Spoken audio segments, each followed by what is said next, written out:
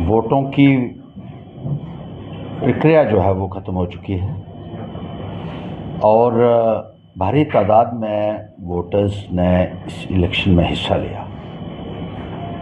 मैं उन तमाम वोटर्स को शुक्रिया कहना चाहूँगा, उनको मुबारकबाद देना चाहूँगा जिन्होंने जमहूरियत के इस प्रोसेस में बढ़ चढ़ कर हिस्सा लिया, और अपने जो कार्यकर्ता हैं उनको भी मैं शुक्रिया कहूँगा जो हमारे साथ दिन रात चलते रहे और जिन्होंने जी तोड़ मेहनत की, जिसकी वजह से एक भारी पैमाने के ऊपर पोलिंग हो पाई। इसके लिए मैं उन सब का बहुत बहुत आभारी हूँ। ये इलेक्शन तो कुछ अलग रही पहले से।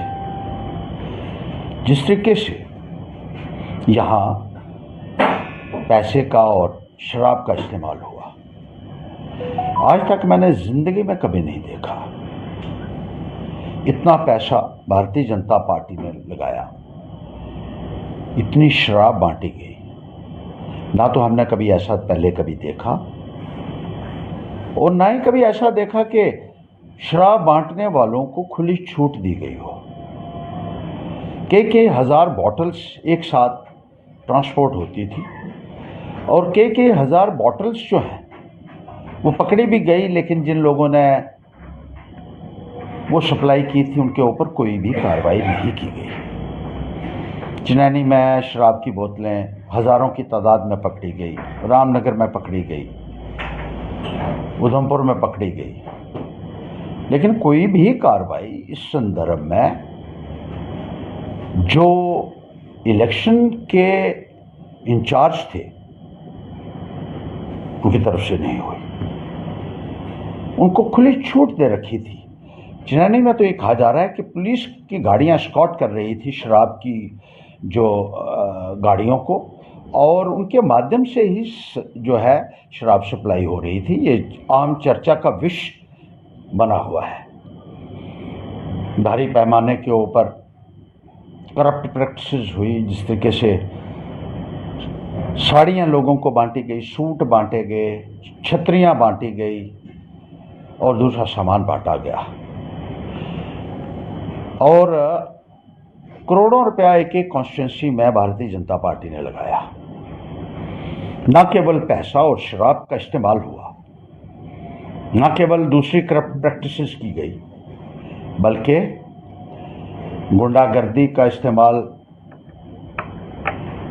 माफिया का इस्तेमाल, लोगों को डराना, लोगों को धमकाना और भद्दी भद्दी गालियां आपने भी सुनी होंगी सब ने, जो बीजेपी के लोगों ने निकाली।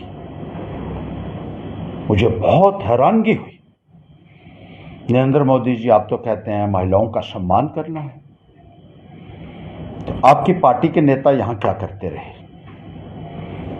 जिस तरीके से अश्लील बातें महिलाओं को कही गई, बीजेपी के नेता हैं जिन्होंने ये खुलेआम धमकाया और वायरल हुआ उनका ऑडियो कि जो मोदी को वोट नहीं देगा, भाजपा को वोट नहीं देगा, उनकी माता बहनों को सेक्सुअली असॉल्ट करेगा वो और उसके साथी। इंतहा हो गई। ऑडियो वायरल हो रही है, इलेक्शन अथॉरिटीज को भेजी गई, पुलिस को भेजी गई, लेकिन वो शख्स आज भी खुलेआम घूम रहा है और इलेक्शन के दौरान ना उसके ऊपर कोई पाबंदी हुई, ना उसको अरेस्ट किया गया और ना उसके खिलाफ कोई कार्रवाई हुई। जो बीजेपी को वोट नहीं देगा, मोदी को वोट नहीं देगा, उनकी माता बहनों के साथ उसने कितनी गंदी बात करने की बात कही है, ये तो मैं कहता हूं कि कोई भी आदमी सुन ही नहीं सकता है। कहां है मोदी जी? आप ऐसे लोगों को भर्ती किया हुआ है आप लोगों ने पार्टी में, और पुलिस उनको शेल्टर दे रही है आज तक। जल्द से जल्द उस शख्स के खिलाफ कार्रवाई होनी चाहिए। माता बहनों के साथ इस किस्म की अश्लील भाषा का प्रयोग करता रहा वो, और इस किस्म की धमकी देता रहा। इसी तरीके से एक हिस्ट्री शीट रहे जैनी कॉन्स्टिट्यूंसी में उसने लोगों को धमकाया, हमारे लोगों को धमकाया, बार बार धमकाया, गालियां दी टेलीफोन के ऊपर। हमने एसएचओ को बताया, वो कहने लगा ये हिस्ट्री शीटर है, इसको मैं पूछता हूँ। कोई नहीं पूछा गया। और वो शख्स पिस्टल लेके हमारे लोगों को दिखाता है, पिस्टल दिखाता है इलेक्शन के दौरान। कहां है पुलिस, कहां है इलेक्शन डिपार्टमेंट के वो अधिकारी जो बड़ी बड़ी बातें करते हैं और छाती ठोक के कहते हैं कि कोई ऐसी वारदात नहीं होगी। लोगों को जिस तरीके से धमकाया गया, ये अपने आप में एक बहुत बड़ी मिसाल है। इसी तरीके से रामनगर में हमारी कैंडिडेट थी अश्री देवी जी, उनको एक भैंस के साथ कंपेयर किया गया। यह है औरतों का सम्मान। उनके अंगों को वहां गिना गया, कौन सा अंग उनका कैसा है। यह है बीजेपी की